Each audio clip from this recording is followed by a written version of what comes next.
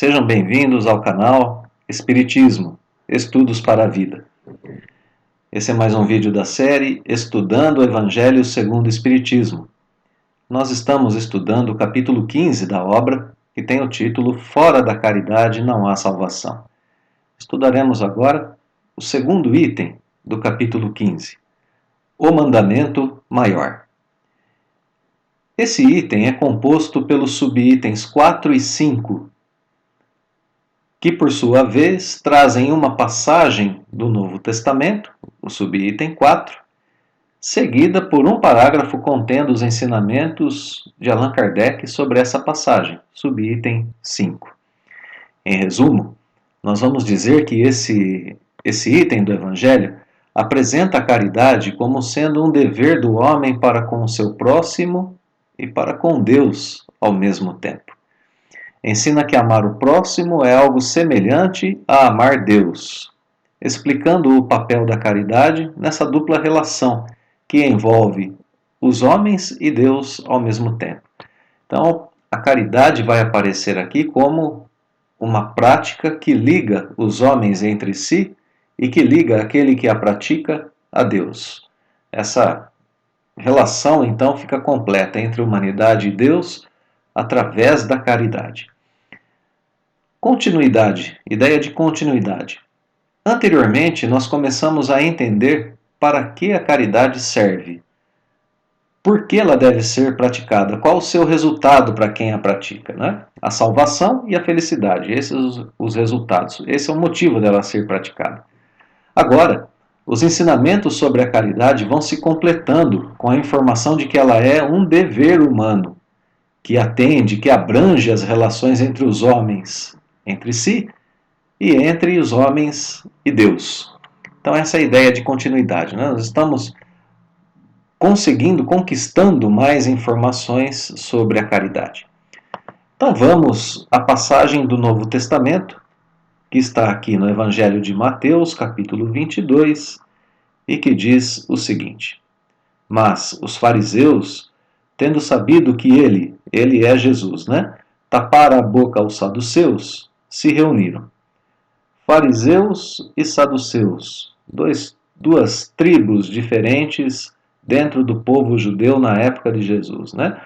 Quem quiser dar uma olhadinha quem eram os fariseus e quem eram os saduceus, pode olhar lá na introdução do Evangelho segundo o Espiritismo e vai encontrar informações sobre as diferenças entre essas duas tribos, né? Esses dois povos, essas duas seitas que estavam dentro do povo judeu naquela época. Então, os fariseus descobriram, né, tiveram a notícia de que Jesus corrigira, tapara a boca aos saduceus. Então se reuniram.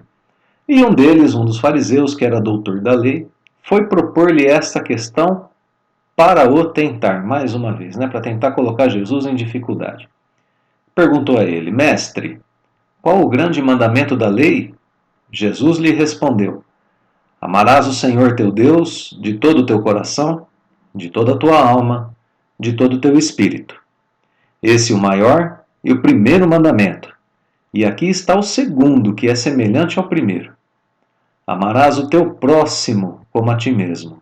Toda a lei e os profetas se acham contidos nesses dois mandamentos. Então aqui nós temos uma situação, né, que é uma situação narrada pelo Novo Testamento, e a gente vai deixar aqui uma curiosidade, né? Os fariseus souberam que Jesus tinha corrigido, tinha tapado a boca aos saduceus. Essa passagem está no Evangelho de Mateus, no capítulo 22, nos versículos antes do versículo 34. Quem quiser dar uma olhadinha no Novo Testamento vai encontrar que situação foi essa em que Jesus corrigiu os saduceus. E aqui o Evangelho segundo o Espiritismo retira essa aqui para o nosso estudo. Mas fica como curiosidade para aqueles que quiserem dar uma olhadinha em casa, que situação foi essa, né? De Jesus com os saduceus. Bem, então o que a gente tem aqui nessa passagem? A gente tem uma situação em que há uma divergência entre duas seitas, duas tribos diferentes. Uma delas fica sabendo que Jesus corrigiu a outra e vai conversar com Jesus. Então, uma dessas pessoas pergunta a Jesus qual é o maior mandamento da lei. E Jesus coloca amar Deus de toda a alma, de todo o espírito, de todo o coração. Entrega total do nosso amor a Deus. Fala que esse é o primeiro mandamento e o maior, mas que tem um segundo, que é semelhante a esse primeiro, que é amar o próximo como nós amamos para nós mesmos.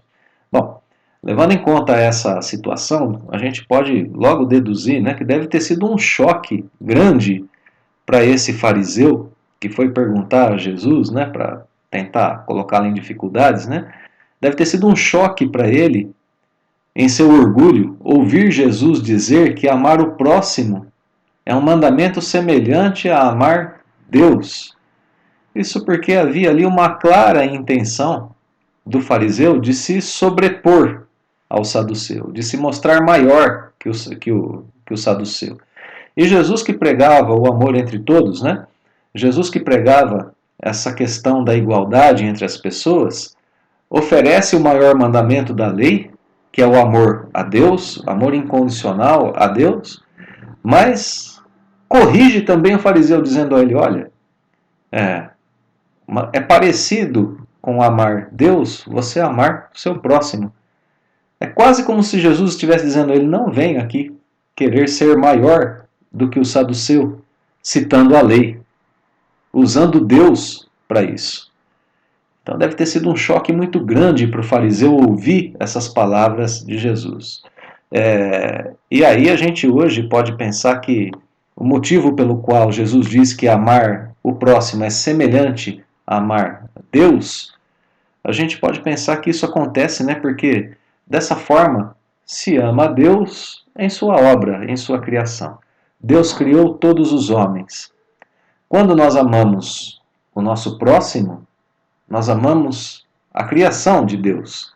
Portanto, estamos amando Deus através de sua criação.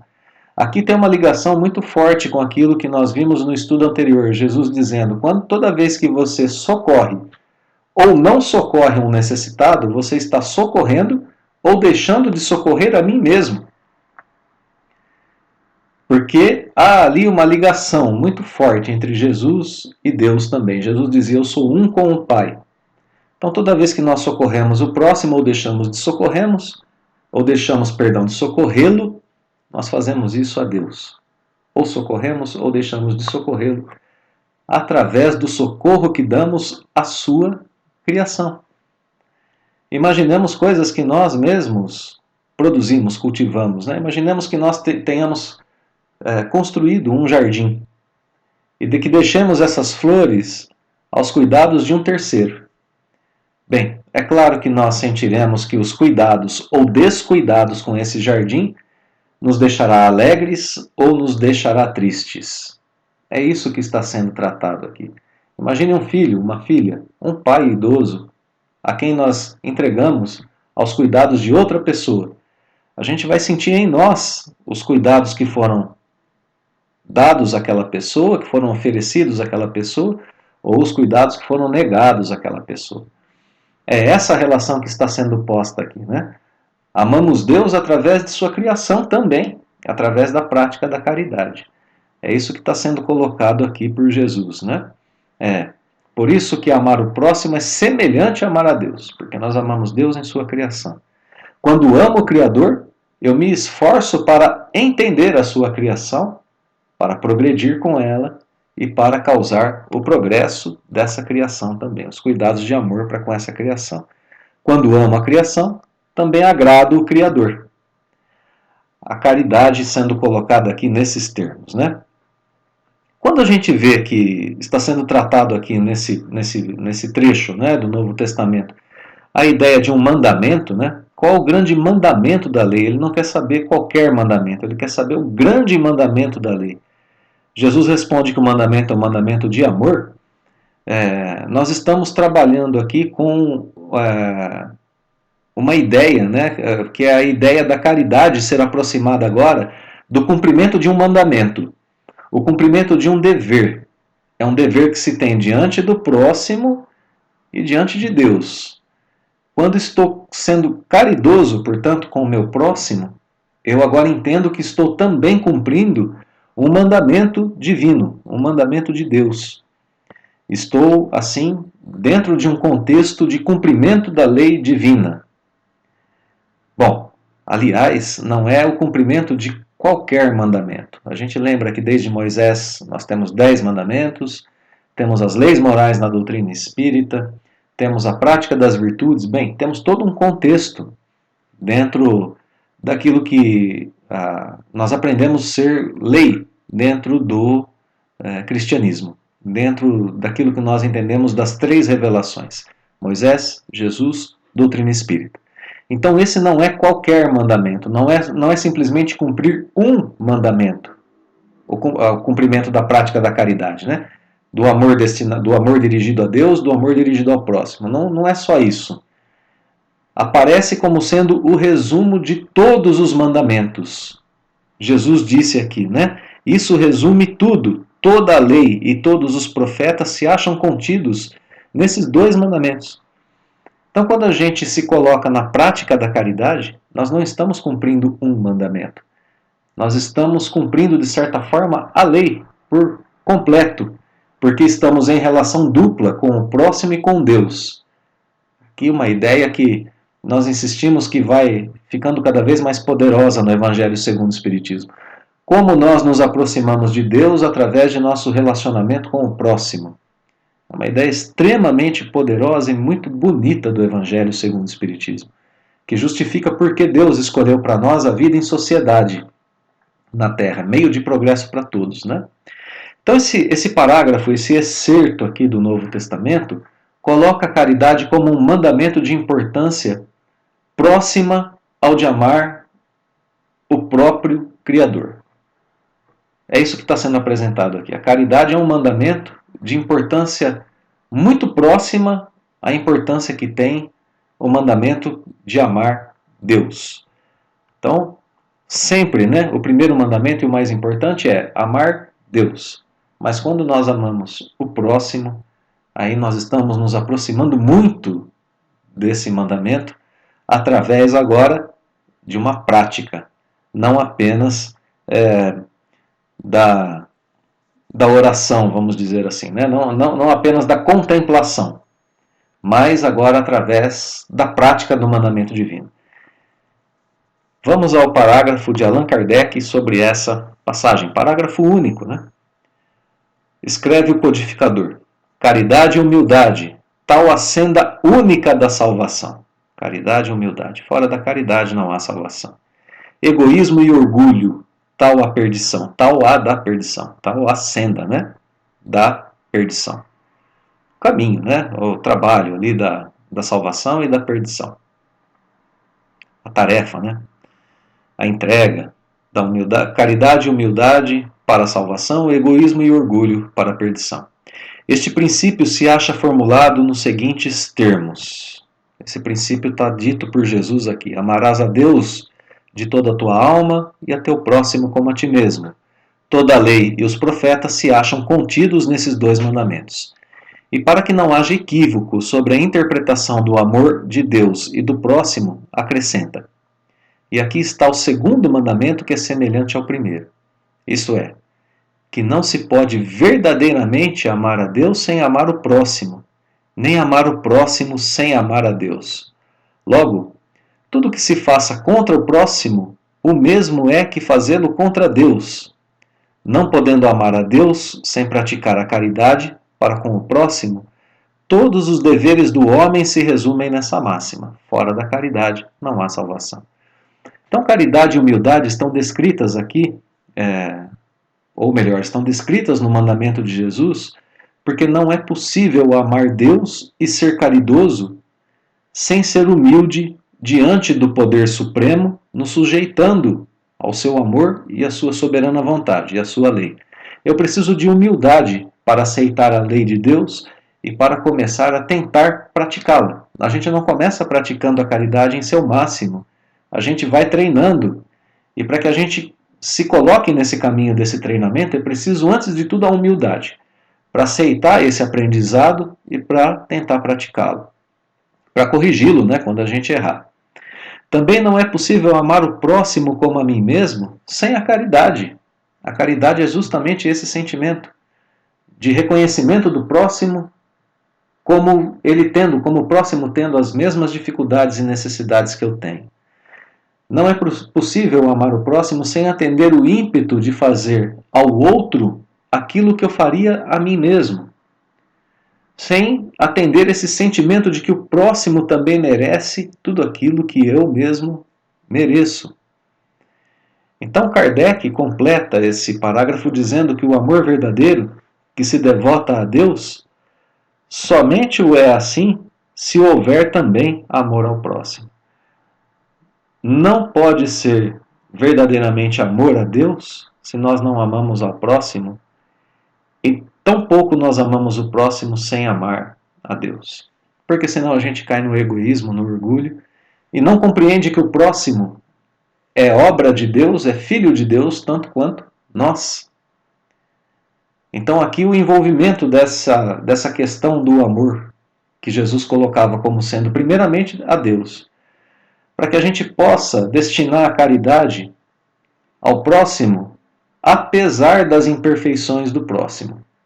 Amando Deus, nós amamos a perfeição, o ser supremo, a inteligência suprema, o Criador de tudo, a perfeição absoluta. Mas quando nós amamos o nosso próximo, nós amamos a obra de Deus, embora nós tenhamos em nós ainda, seres criados por Deus, algumas imperfeições para serem tratadas, para serem corrigidas. Então, por isso que a gente não ama o nosso próximo se não amarmos Deus, porque as imperfeições são um obstáculo para a gente. A gente vê o outro imperfeito, a gente sente um obstáculo para amar pessoas egoístas, amar pessoas orgulhosas, exatamente como nós, né? Amar pessoas que cometem erros, falhas. Então a gente tem esses obstáculos. Quando amamos Deus, nós deixamos de ver esses obstáculos e vemos o Filho de Deus ali, necessitado, precisando de nós. Então, o resumo de todos os deveres dos homens está na caridade. Exatamente como foi apresentado e como nós comentamos agora há pouco a respeito da passagem do Novo Testamento.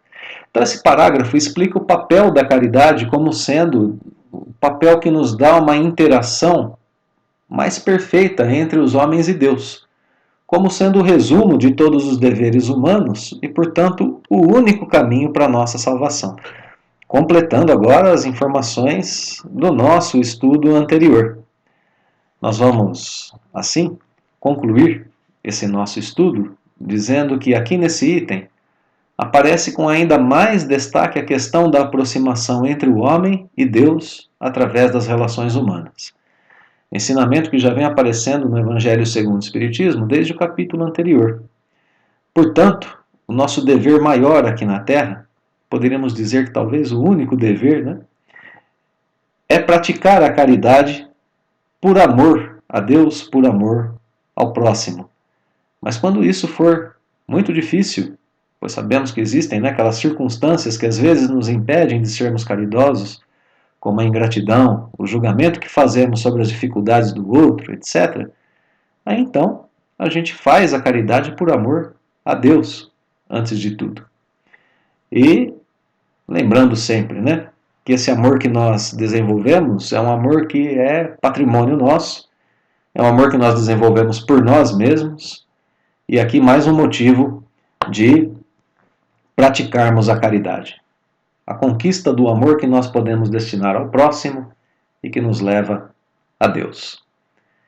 Então, queridos irmãos e queridas irmãs, nós, assim, encerramos esse nosso estudo, agradecendo mais uma vez pela companhia, desejando que Deus nos abençoe sempre e deixando aquele fraterno abraço e o convite para os próximos estudos.